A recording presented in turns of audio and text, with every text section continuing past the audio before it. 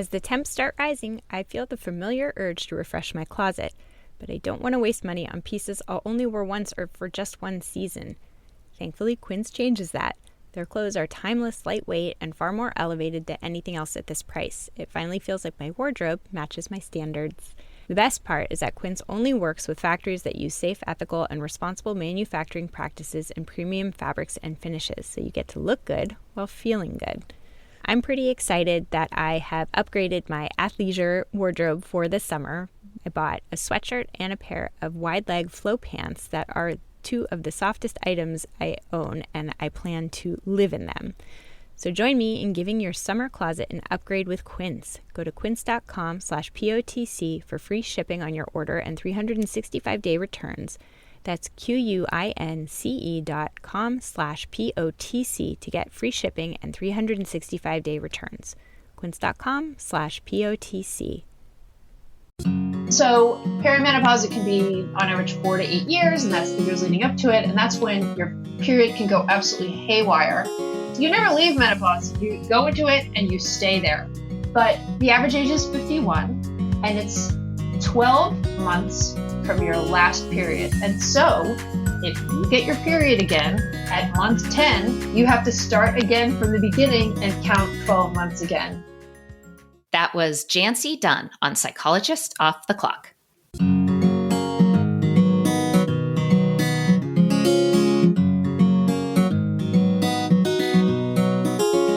We are 3 clinical psychologists here to bring you cutting-edge and science-based ideas from psychology to help you flourish in your relationships, work, and health. I'm Dr. Debbie Sorensen, practicing in Mile High, Denver, Colorado, author of Act Daily Journal, the Act Daily Card Deck, and the upcoming book, Act for Burnout. I'm Dr. Yael Schoenbrunn, a Boston-based clinical psychologist, assistant professor at Brown University, and author of the book Work, Parent, Thrive. And from coastal New England, I'm Dr. Jill Stoddard, author of Be Mighty, the Big Book of Act Metaphors, and the upcoming Imposter No More. We hope you take what you learn here to build a rich and meaningful life. Thank you for listening to Psychologists Off the Clock. I'm here with Debbie to introduce today's episode, which is an interview with Jancee Dunn, who wrote a book called Hot and Bothered that is all about menopause. First of all, I love that title.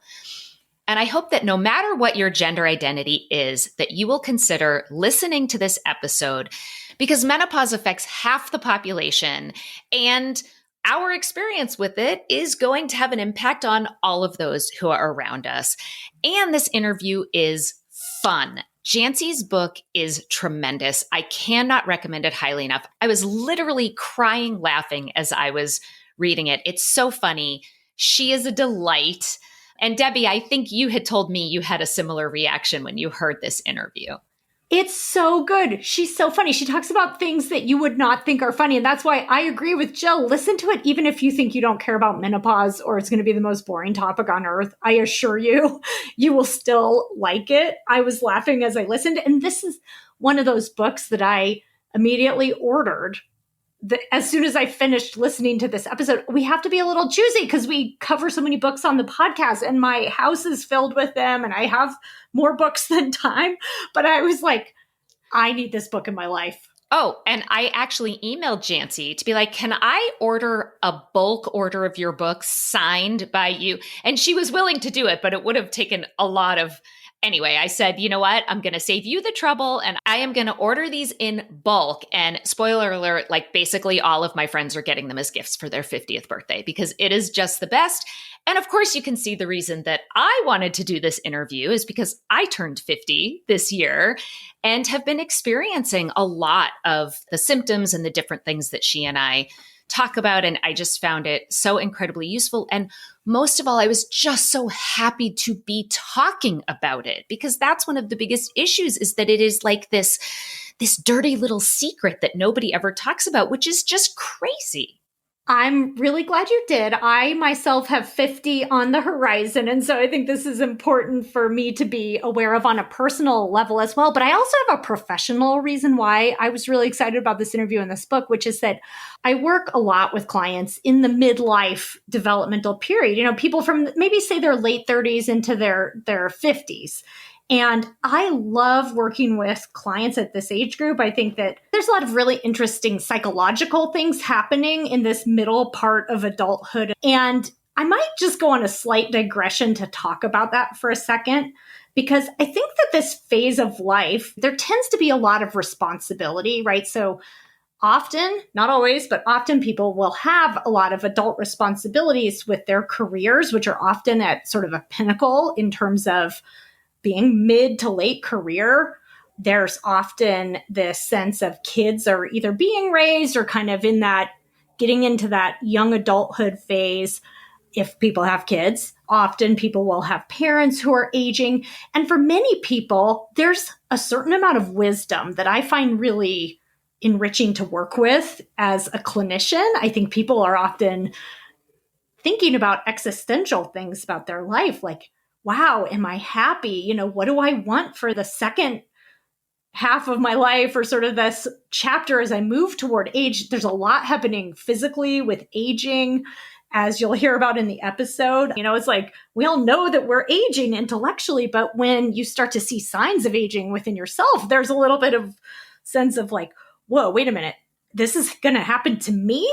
You almost don't expect it for yourself, even though you know it's going to happen. So I find it really fascinating, just on that more developmental and psychological level. And I think about this old school psychologist, Erik Erikson, talked about this stage of generativity versus stagnation in middle adulthood, and how our developmental task is really to come to this point where we feel like we've had sort of a productive life, whether that's through our work, our contribution to the world, our legacy, our kids, like the relationships that we've had. And so to me, it's a pretty important time of life in a lot of sort of deep philosophical ways. So I absolutely love that. And I think this conversation is more about the menopause piece specifically, but that's one part of it, is how your body changes and your sort of physical and emotional experience changes as you go through this transition. Well, and I think you're 100% right that we should be talking about this as a developmental stage. And we talk ad nauseum about, you know, infancy and toddlerhood and school age kids and tweens and teens and puberty and, you know, all of these stages that we go through. And then, like, what do you hear about midlife? The midlife crisis, which, by the way, I think is something that has gotten a really bad rap because it's only one tiny portion of what the midlife experience might look like. And it's not all, you know, men dating younger women and buying sports cars, right? Like there's so much more to it than that. And yet we sort of like crap on men around what their midlife experience is about. And we just completely ignore women. So I just love having the opportunity to have this conversation and to get this information out. I think that's right. There's a bit of a stereotype around midlife and around the midlife crisis, but often in my experience, it's more of a wisdom type existential questioning of things like, wow, I've been on this path for a long time, but I'm not sure how fulfilling it is and what's missing in my life. And do I want to downshift with my career at this point? And what's really important to me? I actually think the crisis part of it, so to speak, can be a really good thing. I was able to use this discussion for personal benefit because I think a question I sometimes wonder, because there's so much happening at this developmental stage, one thing I've really noticed with a lot of people, especially women, is a sleep issue. Right? That even people who formerly slept pretty well, all of a sudden there's a massive sleep disruption. And because of what we were just talking about with the developmental stage of responsibility and all these things happening, I historically have assumed it was stress related, right? There's this cortisol surge in the middle of the night that wakes you up and you can't fall back asleep. And that's how I interpreted it when it happens to me, as it does more and more in my 40s. But then I started to wonder, partly from talking to you, Jill, about this, is this a menopause thing? Is this a perimenopause thing? And so, Jill, I think you talked to Jancee about what's the difference between the two. And I thought this was super fascinating. I did. Well, she's so lovely. I emailed her after the fact because we had talked about this question and hadn't quite gotten to it in the interview. And she was so lovely to email me back right away and said what she learned from researchers that she interviewed is that if your sleep is disrupted in the middle of the night, so you're falling asleep fine, but then you're waking up a lot in the middle of the night, that is likely related to hormones and menopause because it's likely related to hot flashes and night sweats, even if you don't realize it. So you may have a hot flash, and by the time you wake up and you're conscious, you're not even feeling those symptoms anymore. But they still think that that frequent waking in the middle of the night is related to that. If you're having trouble falling asleep, that is probably more likely due to stress. Okay. I think that's really helpful. I really do. And sometimes it's all of the above, right? It could be. It absolutely could be. And certainly that's been my experience at this stage of my life, that it is all of that middle of the night waking. Many times, which I have to change my pajamas because I'm sopping wet. And I know other women can relate to that experience. It is at once not an easy time and also like the most amazing time, I think, for some of the reasons you said, where if we're thinking about like what we really want the second half of our lives to look like and are in a more empowered place to like really have the courage to take steps in that direction. And I think if you listen to the end, we do talk about the positive pieces of this developmental stage in life. Yeah, I love that it ends on that note. I'm happier than I've ever been. Yeah, this is like the best stage I feel like I've ever had, though I could do without the symptoms. But on that note, we hope you enjoy this episode as much as we did.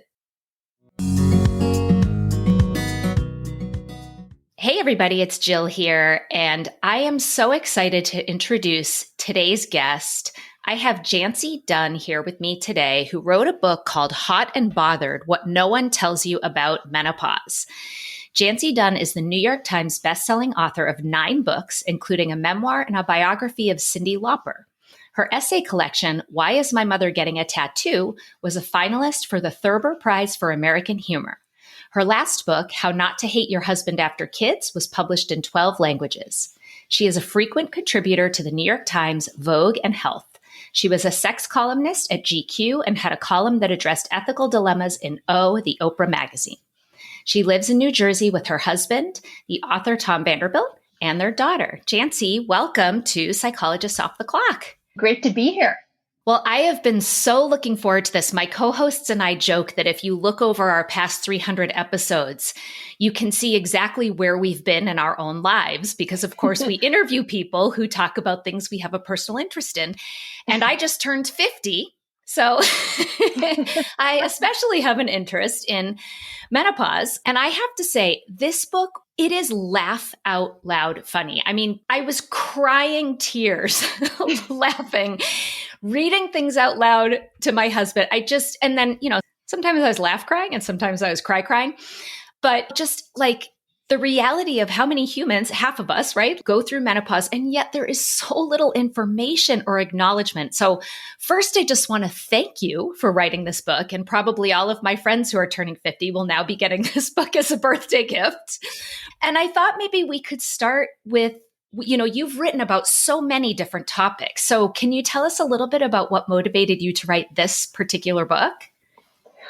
Well, it's exact the same thing as what happened with you over the course of this podcast, right? That it just reflects your own life. And I'm a health writer. I've been writing about health for decades. And to me, menopause was always sort of this abstract concept that you could just sort of stash away, for when I get older. And it was just not anything that I talked about with anyone. So it certainly wasn't a subject that I had addressed in any way except for maybe as a few jokes, a few ageist, sexist jokes when I was like a stupid 22-year-old, and so then when I started getting symptoms, I mean, I should have known better, but I absolutely did not connect the dots. There's not a lot of information out there just in general. Doctors aren't really trained. Many are not trained in menopause care. And so I remember getting a few symptoms such as dry skin or mood changes or erratic periods, seeing a bunch of doctors and specialists, and they didn't connect the dots And neither did I. I had no idea. I did not know that perimenopause, peri means around, and it's the years leading up to menopause. I had no idea that that was most common in women in their 40s. And that was a real shock to me because I just thought, oh, it'll be sometime in the distant future. No, 40s. And in my case, when I started getting symptoms, I had a toddler. I was running around to bouncy castle birthday parties, and I just wasn't in that headspace at all. And so I thought, okay, maybe this would warrant a book. But I remember a few years ago, just being kind of interested in just thinking of a bunch of different subjects for a book. And I remember saying to various publishers, what about a menopause book? No. Even a few short years ago, they were not interested. Now they are because the momentum is building, and thank God we're normalizing this natural, process in our lives. But even a few short years ago, things were different. And that's why when I get frustrated at how little people still know about it, I think, well, even go back a few years ago and not a lot of celebrities were talking about it. There weren't a lot of articles about it, so we're moving forward. Yeah, I mean, absolutely. I didn't even know until just a couple years ago the definition of menopause. I thought the word menopause reflected a whole stage, but really, and correct me if this is wrong, but really, menopause is the one day that is 1 year from the day you had your last period, right? And everything else leading up to it is perimenopause, and everything after that is postmenopause. Is that accurate? Yes, and you're not alone. Nobody knows. They really don't. And yes, and so perimenopause, it can be on average 4 to 8 years, and that's the years leading up to it. And that's when your period can go absolutely haywire.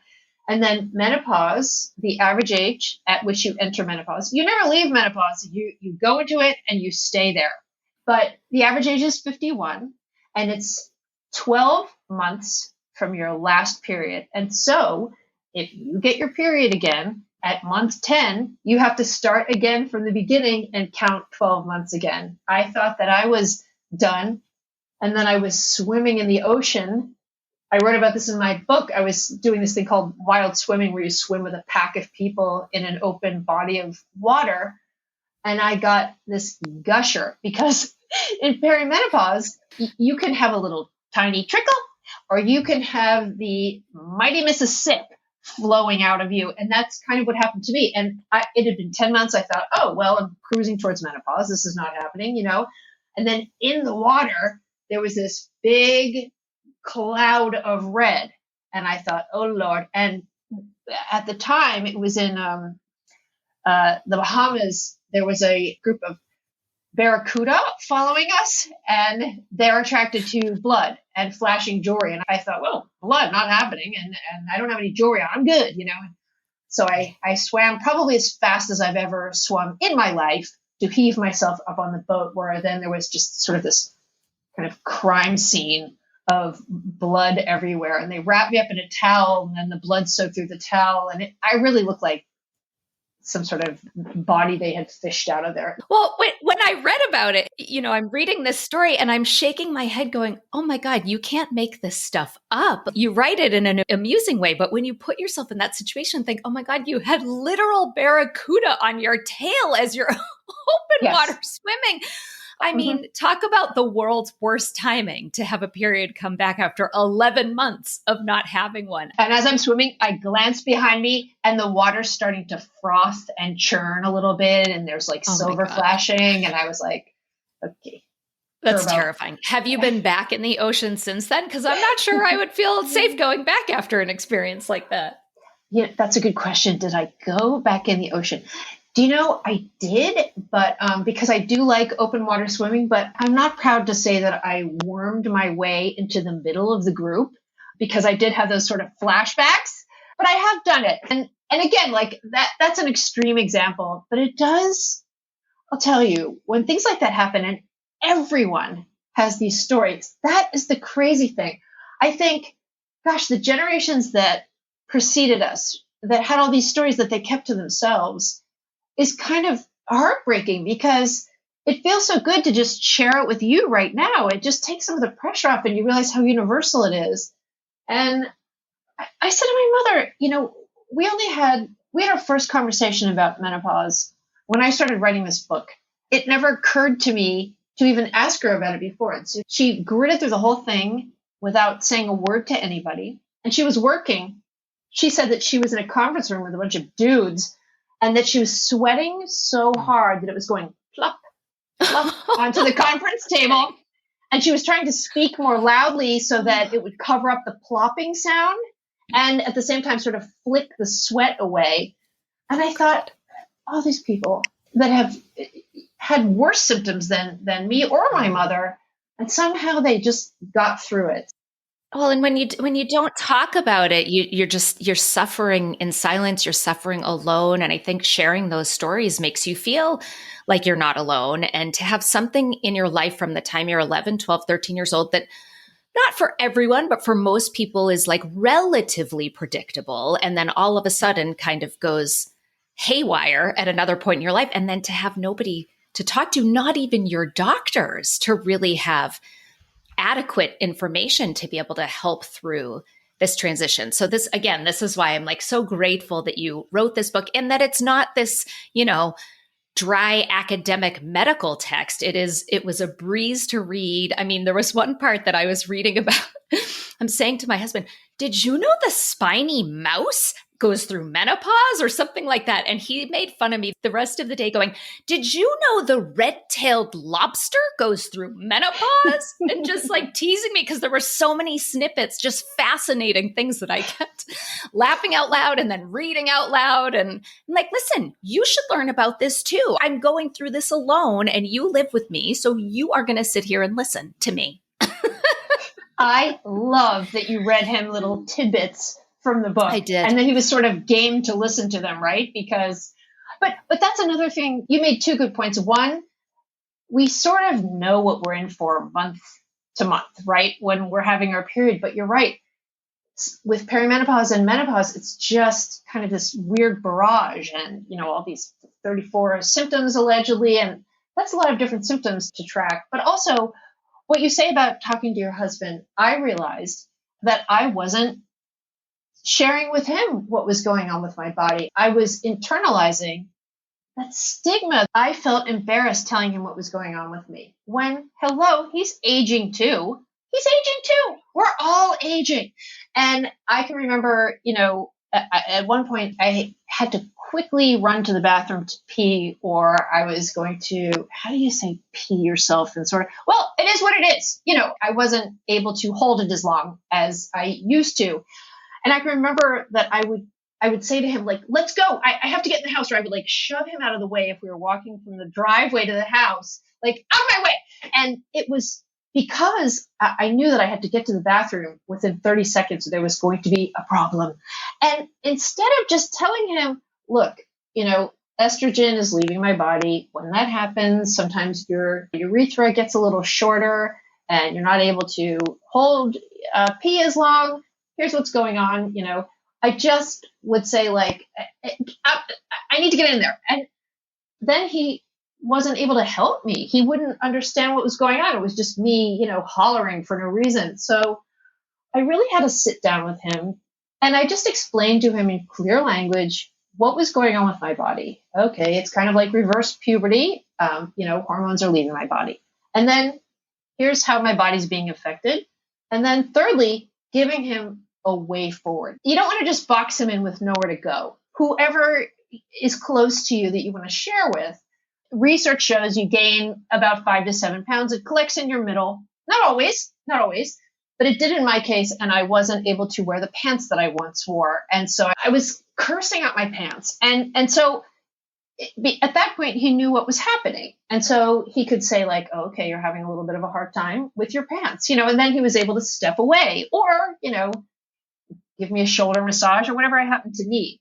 But I'm not saying, I think we have to take baby steps with this stuff. I see sometimes people will say, advocate at work, tell your male boss that you need a fan or whatever. I would love it if people could do that. But I think in the world in which we live right now, the grassroots way is to just start slowly, and confide in the people you care about. Confide in your spouse, talk about it with your kids. My teenager, I have a daughter who's 14. She is so tired of hearing about menopause. But my hope is by the time she goes through it, she'll be like, menopause. Yeah. It won't be like, oh my God, what is happening? And that's the goal. Right. Yeah. And I agree with you. I hope that will be the difference for the next generation, that we're not talking about it after it's already happening and we're like, what is going on? But that there's more of a knowledge of what to expect. But let's talk about those symptoms because, I think we all hear about hot flashes. That's sort of how menopause gets branded as like, the ladies are all fanning themselves because they get really hot. And of course, that is a serious symptom. And I want to talk about that. But you just said there's over 30, I think 34 symptoms. So can you identify what some of those are? Yes, of course. You're so right about, yes, it's always about hot flashes because that's what we see in sitcoms, right? There's always someone comically fanning themselves. So yes, 34 symptoms. And again, I'm not reciting them to scare the crap out of everyone. It's more to be aware so that you can connect the dots, so that they don't come out of left field and that you're not, baffled and wasting your time and co-pays seeing a bunch of people. Well, yeah, I think that's a really big thing, right? It's like you have joint pain, so you end up seeing 2 rheumatologists and your hair's thinning or your skin is dry and you're going to the dermatologist. And, it's like doctor after doctor. If you're having all of these symptoms in your 40s, you can go, oh, this is probably menopause. And maybe I should talk to someone about treating my menopause instead of seeing all of these different doctors for these quote unquote mystery symptoms that aren't really a mystery at all. Right, exactly. And we certainly won't all have all 34 symptoms, right? This is not every single woman has these 34 symptoms. It's a handful of these and they'll differ from person to person. Precisely. And, many of the OBGYNs that I interviewed for this book or menopause specialists, they would say some women get no symptoms. Truly, they sail through menopause without one symptom. Please get that out there to your readers. And I said, okay. So, yes, you may get a handful of these, but again, it's just helpful to know. So it's hot flashes, night sweats, irregular periods, mood swings, plummeting libido. May I interrupt here and say that a lot of this stuff, it's also sometimes if you don't know, you can just think, oh, well, midlife, of course I'm tired. You won't realize that it could be something else. You just think, oh, this is just life stuff. Okay, where was I? Breast soreness. I had breast soreness when I was going through perimenopause and I thought that I was pregnant. I was 45 at the time and I had a toddler. And I remember thinking, oh, I've skipped 3 periods. This is weird. I was up at 5 a.m. because I couldn't sleep. And I remember turning over and my boobs hurt. And I thought, oh, I'm pregnant. Because that's where I was in my life. Like I added a little kid and I thought, oh, okay. So it was not pregnancy. Breast soreness. Okay. Headaches. Vaginal dryness, this is a big one because your whole body dries out, including your vaginal area, all your skin. I can remember my ears dried out and looking in the mirror at my ears, and they looked like Trader Joe's mango slices, the dried mango slices, even kind of the same color. And normally I had fairly, supple ears as far as ears go. And what doctor do you go to when you're like, I've got dried mango ears? Yeah. You go to Dr. Trader Joe. So, vaginal dryness, burning mouth. This is more that common one was than you new might for think. me. Yeah. I hadn't heard that one before. Sure. Tingling in hands and feet, gum disease, extreme fatigue, bloating, digestive problems, joint pain. Yes, extremely common. Depression, muscle aches, itchy skin, it's that dryness, electric shocks, terrible sleep, brain fog. May I also say brain fog? Research shows, I interviewed neuroscientists, all kinds of people. Brain fog, in fact, goes away when you're through menopause. And I think that's a freaking miracle because how many things do you lose in your life, bodily and in your mind, that then return? Not too many. Usually when they're gone, they're gone. But I can remember being in the midst of brain fog and thinking, how am I going to write this book? I remember I couldn't remember what the word was for butter knife. And I was saying to my husband, hand me the shiny thing. So anyway, but that your marbles will roll back. And that is so exciting. I think that's one of the scariest symptoms. And I've had so many women friends that think they have early onset Alzheimer's disease. I mean, that word finding is so difficult. And especially if you're someone who's highly educated and used to doing really well in academic kinds of endeavors. And then all of a sudden you're like, the thing that's furry with the 4 legs and the tail and it says woof, woof. Like, I mean, it's just incredible. And a friend of mine is a neuropsychologist, and she was the first person to send me an article saying, this is a symptom of menopause and it comes back after. And I was like, what? Why didn't anyone tell me this before? I love that that information especially is getting out there. It's not just hot flashes. If you feel really dumb, it's your hormones and you will bounce back. Don't panic. It's so reassuring because, of course, that's where your mind goes, right? You think, oh, okay, Alzheimer's, here it comes. Okay, so then we have thinning hair that happened to me, brittle nails, incredibly like baklava, my nails, weight gain, again, 5 pounds on average, incontinence, dizziness or vertigo, that also happened to me, increased allergies, loss of bone density, that's something you really should keep an eye on with your doctor, irregular heartbeat, I went and saw a cardiologist because I started getting racing heart, weird new body odor, good times, irritability, anxiety, and panic disorder. And again, you may only get a few, and it can be hard to tease out because often people in their 40s and 50s, they're in the middle of some serious life stuff, right? They're taking care sometimes of kids and elderly parents. A lot of them have jobs, and it's just a lot of stress. Yeah. And I think this is really important. We have listeners who are mental health professionals who maybe aren't in, approaching midlife or menopause yet. And I think this is really important for mental health professionals to know that if you have women in their 40s coming in with newly developed depression, anxiety, panic attacks, like this is something to talk about. That this could very well be menopause. And that was not something that when I was a therapist in my 30s, I certainly didn't know that and never thought about that with any of the midlife women who came to me. It certainly wasn't part of our education. Maybe that's changed in more recent years. But, I hope our therapists listening that this will, really shift what they're looking for when they have women of that age coming in. That's so great to tell your listeners, and that if people are prone to depression, then perimenopause can make it a little worse. And so it's good to screen for these things. So let's talk about what's happening in the body. You use a lawnmower metaphor that I love. That was another thing I read out loud to my husband. I'm like, how great is this? It makes so much sense. I want to tell Scarlett.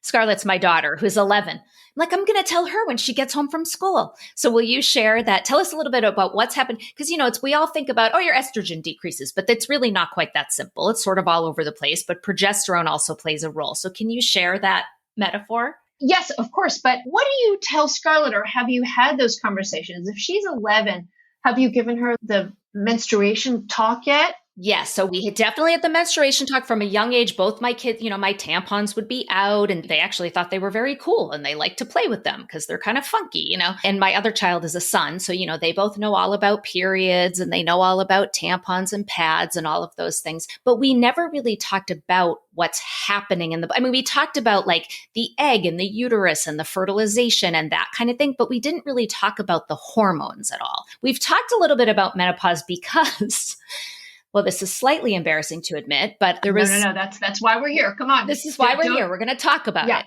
So my family was planning last summer, we were going to live on the East Coast for the summer. And I spent hours and hours and hours trying to make this happen and get a rental, Long story short, it all fell apart at the last minute. And I absolutely lost my mind. And I picked up the remote control and I chucked it across the room. And my husband's an IT guy, so we have one of those like fancy smart remote controls that cost like $300.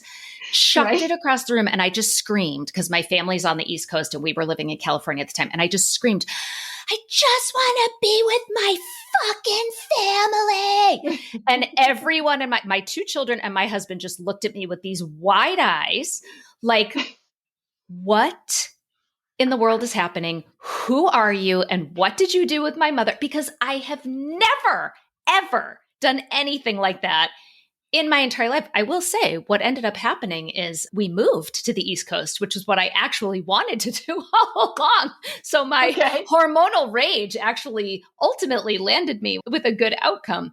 But because of that, because I like kind of scared my kids, you know, and I felt really ashamed about it. But that led us to have a conversation that like, just like we've talked about puberty and what happens with your hormones and your emotions when you go through puberty, when you get to be my age, you go through something called menopause, where there's also a lot of hormonal changes and that can affect your mood. So we had kind of like a kid version of that talk, mostly just so they didn't think I had like completely gone off the deep end. And they probably accepted it, right? They did. Oh, I love that. Yeah. I wrote in the book that in the health curriculum in the UK, menopause is in health education for elementary school kids and older. And I thought, imagine, because otherwise it's like women's health just falls off a cliff after you have a baby in most people's minds, but there's more to it, right? So I love that you're educating your son too. Like they should know, and it's all okay. Then it takes away the fear, the unknown, you know. So you had asked about, yes, Mary Jane Minkin had, she's at Yale Medicine, and she is so good about breaking down these concepts in terms of perimenopause. So as perimenopause occurs and the ovaries start to sort of power down, they function less consistently, your estrogen production becomes erratic and you're ovulating not as well, and we make less progesterone. Okay. And that's what she told me. And she said that you use the metaphor of a lawn to explain the relationship between estrogen and progesterone. So the endometrium, that's the grass. Estrogen is the fertilizer that causes the grass to grow. And then think of progesterone as the lawnmower that cuts the grass. So when you make less progesterone, which happens in perimenopause, it starts to ramp down, you end up with overgrowth and what she calls funky bleeds. Funky, I mean, the definition of is when you're in the ocean and suddenly there's a red cloud around you. So, you know, and again, if you're still bleeding, you're still ovulating, you should still take your birth control pills, even if it's erratic. So that's what was going on with me. And another fun fact is that your period is known in Germany as Strawberry Week. Oh, I loved that too. Strawberry Week. That was another one I read out loud to my husband. Your husband's very, very patient at hearing all these little fun facts. Yeah. Well, he did start to roll his eyes at me after a little while. He did the making fun of and a little bit of eye rolling, but I made him listen anyway. So I love that. I think it's like a really easy way to wrap your head around what's happening. And I also didn't realize, I mean, I learned so much in this book, and that estrogen doesn't just decrease, it's actually all over the place. And part of the reason that you bring that up is to make the point that we feel sort of like not compelled, but you know, it's like what we think we're supposed to do is go to our doctor and say, I think that I'm in menopause. Can you do a blood test? Can you do a test to see what my hormone levels are and confirm for me if this is perimenopause or not? And you make the point that those tests are actually not valid because during that phase, your estrogen's actually all over the place. So you're not necessarily capturing that information correctly. Is that right? So like you suggest, like, don't bother with the tests. It's a waste of time and money, and it's not really accurate or valid. Every single expert I talked to, and because I've been doing this for decades, I had a laundry list of the top experts in the country. I really did my homework and my research because I wanted the best of the best to advise me, because I'm not a doctor. I can synthesize the information and I can break it down, but I wanted to consult with all of them, and every single one, and I talked to, I don't even know how many, said, do not take those tests. Your hormone levels change by the day. What is happening on Tuesday may not be happening on Wednesday. It is a way to get people in the door and to charge them money out of pocket. And that, you know, any good OBGYN, and if you have one that you feel like is not hearing you, find another one. You know, sometimes women are loyal to the doctor that delivered their babies or because they've had a long relationship. But not everyone is trained in menopause care. And if someone isn't trained, then you really can go to somebody else. You owe it to yourself. But yes, they all say, please do not do that. Most of us can just diagnose what's going on with you when we ask you about your symptoms. And Yeah, and it's as simple as that, and just simple math about your periods and data. And so a good way to, if you want to talk to a specialist, another thing that I wrote about is you go to the North American Menopause Society, NAMS, NAMS, and they have a feature there where you type in your zip code and up pops a trained menopause specialist. And they have to be certified every 3 years. It is a real process. They are very rigorous.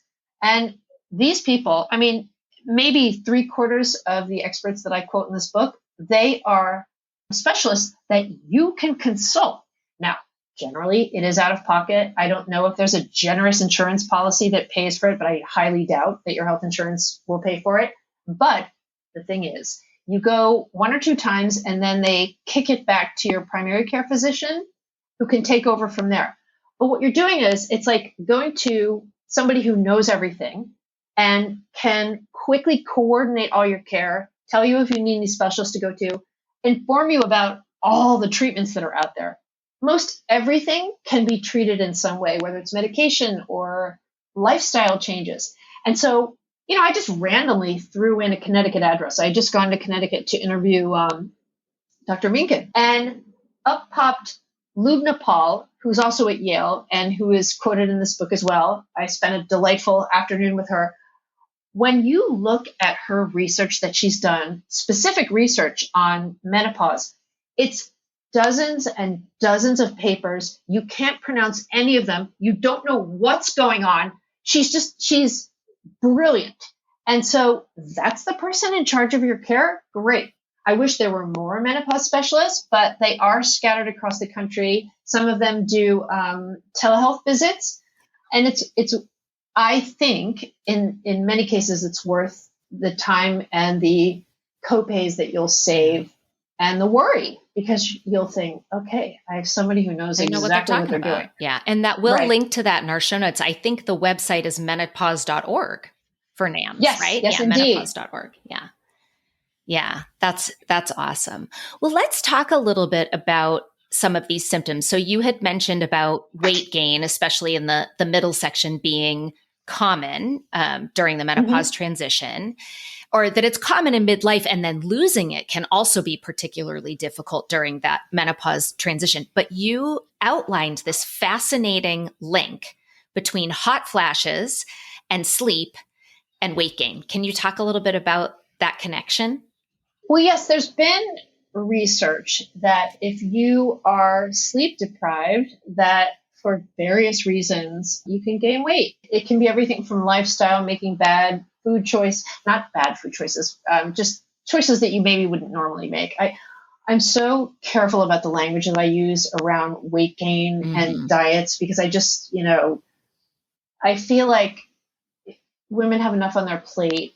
I get a lot of questions about, how can I lose the weight? And I just feel like, you know what? If you can, you can. If it makes you feel good, you can try. But it may be that middle is here to stay, and that's okay too. And it's more about using this time to figure out what's next for you in your life. How can you live the healthiest life in the hopefully many decades that you have left? And just, it's really an opportunity to assess how you're doing, and are you paying enough attention to your own health as opposed to taking care of everybody else, and give yourself permission and the space to do so. Yeah.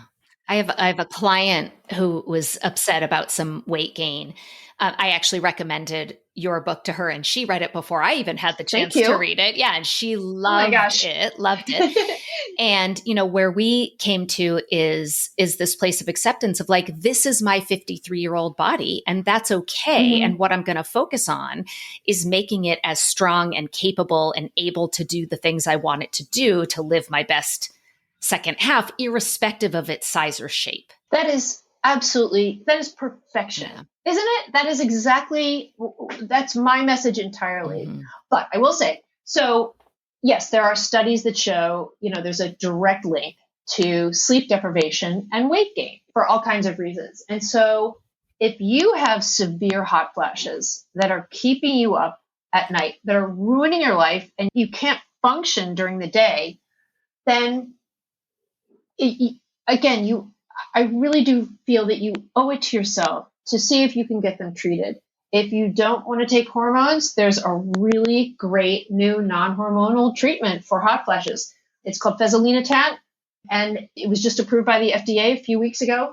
That is, within weeks, it kicks in and it absolutely decreases your hot flashes dramatically. Mm-hmm. And many specialists told me, if you can get your hot flashes under control using, there's many medications out there, then that may affect your sleep, which in turn may affect your metabolism. So there's this good cascade of health effects if you get your, hot flashes under control, which can be debilitating for women. And the thing about hot flashes is that you don't know how long they're going to last if you're not treating them. And so I found this over and over when I interviewed women. They would say, well, I had terrible hot flashes. I was deranged in the day, but I thought they would go away the next month. It's just like optimism, right? Like, I figured not going to last forever.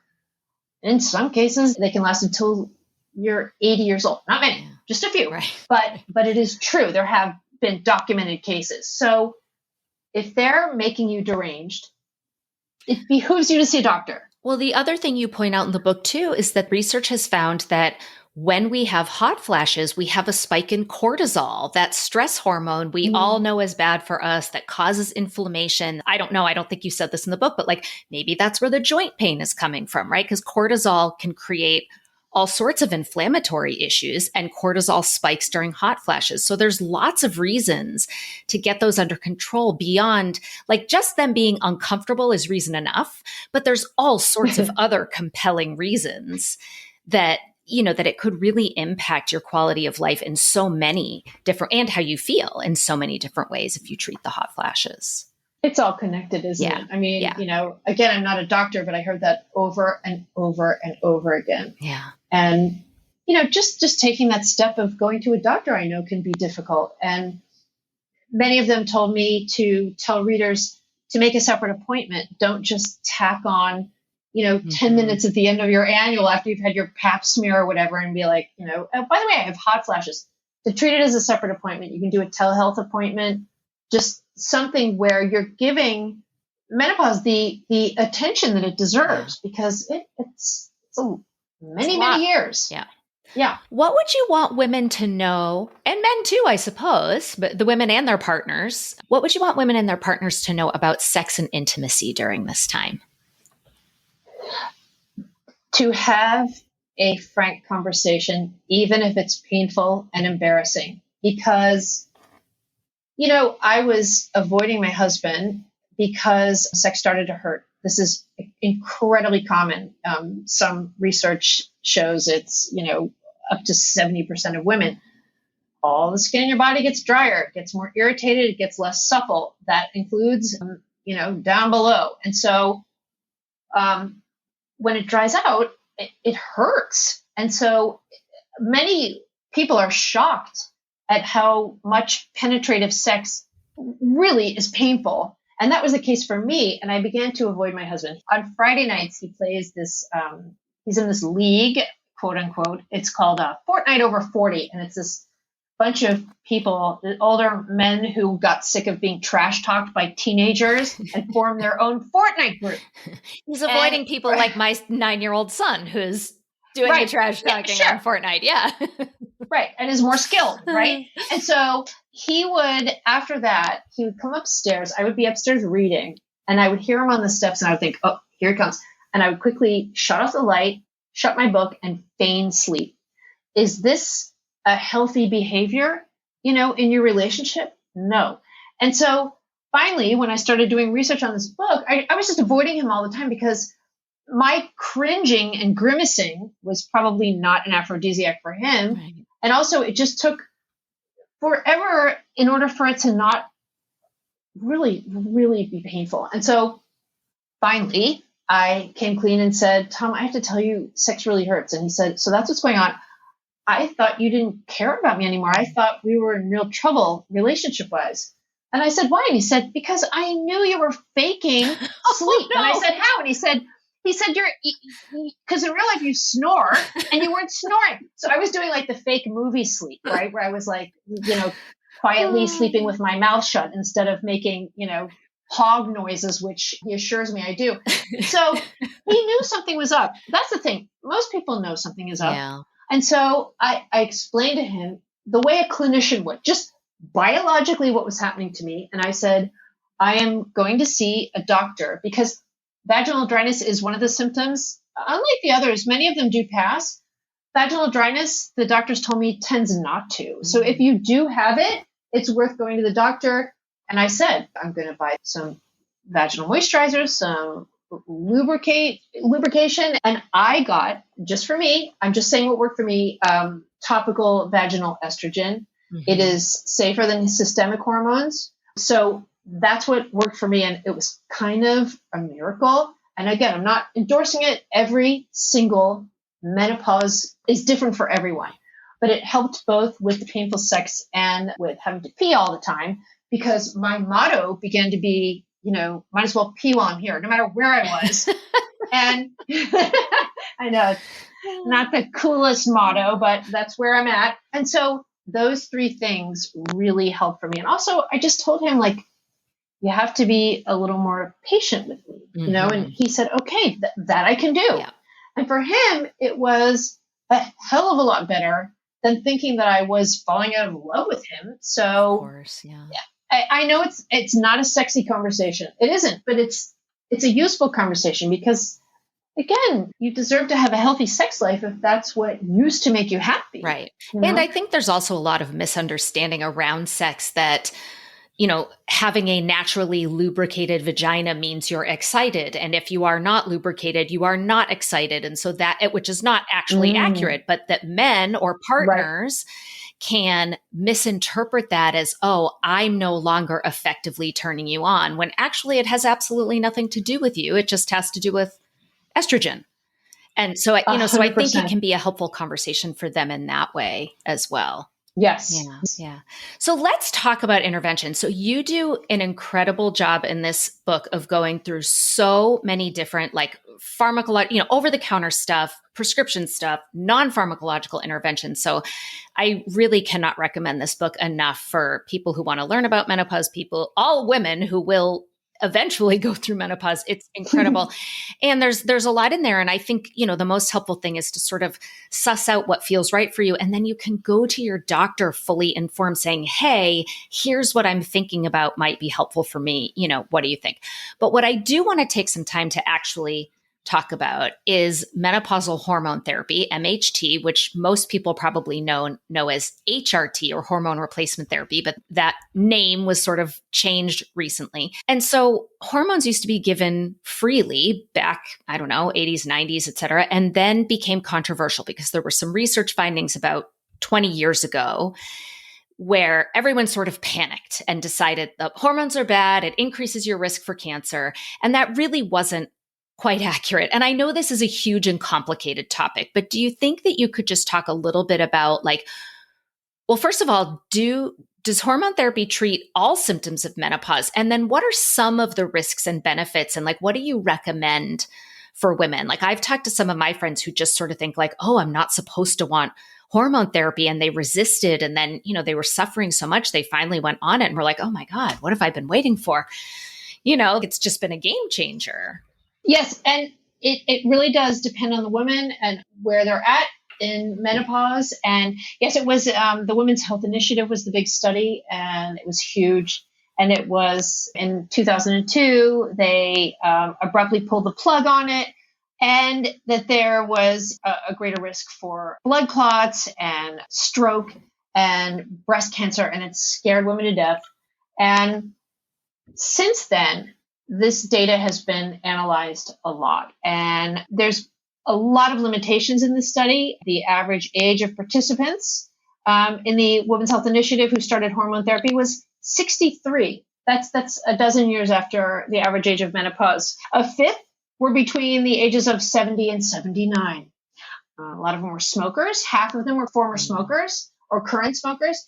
So it was a different time. And what's interesting is a lot of the specialists that I talked to said that younger women, millennials and earlier, who are now going through perimenopause, which is just so mind-blowing to me, that time period is very hazy to them, and they're not as put off or frightened by hormone therapy being dangerous. So they're starting to sort of trickle back and at least have a conversation with their doctors about it. So what, the North American Menopause Society and other medical organizations, their official stances, if you're in good health and if you're within a 10-year window of your last period, and if you have severe symptoms, then the benefits outweigh the risks. Mm-hmm. And so I always tell everyone, arm yourself with as much of your medical history as you possibly can. Talk to any living female relatives and find out everything about their menopause, when it started, if they've ever fallen and broken a hip, talking about bones, and ask your mother. I didn't know that my mother was on hormone therapy. Right. She was on pre-Marin, which stands for pregnant mare urine. That's where they got it from. Admirable transparency, right. Calling it. They don't usually name the drugs that way. Yeah. No. Again, it helps in so many ways. It's the most effective treatment. I mean, NAM says this in a bunch of other organizations. It's the most effective treatment for hot flashes, genitourinary symptoms of menopause. That's the peeing that we talked about earlier, the vaginal dryness. And it has been shown to prevent bone loss and fracture. If osteoporosis is a big thing in your family and in your older relatives, it's worth looking into. So I just always say, the fear that women had is real. Those are some scary statistics. But if your symptoms are making you unable to function, I mean, we don't talk about quality of life in terms of women's health as much as we should. Mm-hmm. I'm really tired of the directive to grin and bear it. I've been to a couple of doctors when I mentioned symptoms that said, "Oh, have a glass of wine." I mean, you can't. I'm already doing that. It's not helping. Painful sex. Yeah, exactly. Right. And I just really prickle at that kind of, it's just the way it is, Yeah, there's so much sexism and misogyny and gender bias inherent in the fact that we don't know anything about this. And we've got, so much research and treatment for erectile dysfunction and prostate issues and everything else that's male, and women should just grin and bear it because it's a quote unquote natural part of life. And yeah, I do think that we're talking about this much more now, and that is women are not going to stand for that very much longer. And I'm glad that this conversation around hormones is changing too, and how important it is, like you said, to really talk to your doctor about your individual health history. Like for me, I have almost no cancer in my background, but I have a lot of cardiac disease in my family. So for me, hormones would probably be a great route to go because there's some cardiac protection. I'm not at risk for cancer, right? And that would be different for somebody who has a different health history, but that it really is individualized and certainly not dangerous for everybody in the way that it was once thought to be. Listen, I interviewed Dr. Lauren Stryker at Northwestern, and she's one of the preeminent authorities on menopause in the country. And she said, yeah, I'm on it. Mm-hmm. Of course I'm on it. Ask any OBGYN. And I thought, well, that's interesting, because who would know better about all the risks? Who would have scrutinized the research more than Dr. Stryker? And she said, yep, okay, I'm going on it. Yeah. Yeah. Yeah. Yeah, I totally agree. I love that. Well, we're coming up to the end of our time. And so I thought we could end on the upside of menopause. And one of the, I'm putting in air quotes, quote unquote, symptoms, it's not really a symptom, that's not listed in those 43 symptoms, but that all the women I know talk about, is you get into this phase of midlife, 50-ish, and you basically have zero fucks to give. Let's just put it that way, right? Like I am. And so I'm 50, I'm having a lot of these symptoms that we've talked about today. And I am also in the best place I have ever been. I am happy with myself and my life and my family. Like, I feel like this is the best time of my life. And so I'm wondering if you could talk a little bit about like the upside of menopause, of this stage of life. And I think like this is an opportunity to kind of create a mindset shift around menopause, that it's not this like dirty little secret or hysterical women with their mood swings and their hot flashes. So what do you think are the upsides of this time? And like, if you could rebrand menopause, what would you want us to walk away feeling about this time, this transition in our lives? It's so funny you should say that about being 50 and that you feel like this is a great era for you. And I was just having this conversation with my teenage daughter, and she said, "Oh, what was your very favorite era?" And I said, "Oh, it's now. It's now." And if I were 14, I would think, "Oh, you're just giving me, like fake menopausitivity, But in fact, it is absolutely 100% true for the reasons that you enumerated. It's that, like, in a weird way, I'm returning to my pre-menstruation, like, weird self, like where I'm not tied to these monthly cycles, and I'm not worried about, what my body's going to do every month. And like, I'm rediscovering all the weird things that make me, me. I don't care about what other people think of me. If I did, I wouldn't be talking about peeing myself on your podcast. Yeah. Like, I don't care. Don't care. I cherish my friends. I'm still in good health. I have to pay attention to my health now. I can't be careless the way that I was in my 20s. But I really feel so happy. I feel creatively fulfilled. And my daughter will never believe me until she gets here herself. Yeah. But now that I'm through most of the symptoms, I have occasional hot flashes. I mist my face at nighttime when I wake up, and mostly at night. But the rest of it, I'm mostly through it. And again, you can mitigate all these symptoms. I have to put multiple applications of oils on my limbs every day, or else I kind of look, I've got that crepey look. That is, again, because that makes me feel like myself. I do what I can to make me feel like myself, but I'm kind of easing more into myself the more the years go by, and it's really nice. And I remember there was one quote that I really loved. The author, Alice Walker, she said it was a time of extremely high power and shape-shifting. And I love that. And I thought that was so true. I don't feel invisible because I won't allow it, and I don't feel powerless. You have to be kind of cognizant of this stuff all the time in order to feel, again, like yourself, and to feel like you are still part of the world, if that makes any sense. Yeah. But I really do feel great. And I swear that's not just like rah rhetoric. It really is true. Once you're through the symptoms, it's kind of like, Well, and about the invisibility thing, I hadn't thought about this, but my co-host Debbie pointed out, like, in some ways it's a relief that, like, as a woman, to be invisible to, like, say, heterosexual men, like, I don't walk down the street and get catcalled anymore. Thank God. Like, how nice, leave me alone. I don't need to be sexually harassed anymore, so that there can, like, even be almost an upside of, like, oh, you're a 50-year-old woman, you're invisible now. Like, okay, great. So if I'm invisible to you, then I can go kick ass at life, not worrying about having to fight you off all the time, which is you're taking it all in instead of worrying about how you're putting it all out there. Like, it's also about your time. I quoted someone else in the book about saying, like, when they meet somebody, it's like, well, are you worth my time? Like, your time is more valuable to you because you are more valuable to you, hopefully, but again, it's about, like, taking it all in and what is stimulating me. Instead of being worried, like my poor 14-year-old daughter, is everyone looking at me? And, in the meantime, I was just driving her to the grocery store, and you should see what I was wearing. I don't care.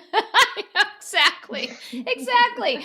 Well, this has been so great. I know you have to go and have another appointment. This was such a great conversation. There is so much more in this book. I mean, stuff about, like, detailed skincare routines and what to do about urinary incontinence. I mean, there is so much. And like I said, it is hilarious and a wonderful read. And I highly recommend it to everyone. Thank you so much for being here, Jancee. I really appreciate it. You're so easy to talk to. You're wonderful at this, and I could stay here all day. I wish I didn't have this meeting to go to. Same, me too. Talk to you all day. I know. Well, maybe we'll have to do a part 2 if we have listeners who have burning questions or something like that. Oh, where can people find you if they want to learn more about you? Do you have a website? Oh, just janceedunn.net. All right. Thank you so much, Jancee. Take good care. Bye-bye. Bye.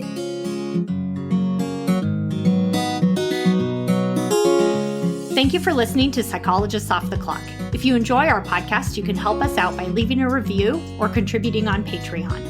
You can get more psychology tips by subscribing to our newsletter and connecting with us on social media. We'd like to thank our strategic consultant, Michael Harold, and our podcast production manager, Jadine Stout-Williams.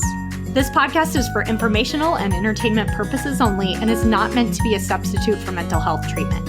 If you're having a mental health emergency, dial 911. If you're looking for mental health treatment, please visit the resources page of our website, offtheclockpsych.com.